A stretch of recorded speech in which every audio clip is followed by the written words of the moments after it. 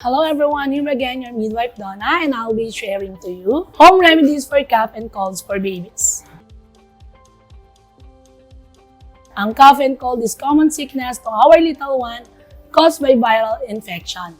Cold viruses are spread easily through droplets from the nose and mouth of infected people. Cold viruses can cause a runny nose, sore throat, cough, and tiredness. What comes first, a cough or cold? The symptoms cold is usually a sore throat followed by congestion, sneezing, and coughing.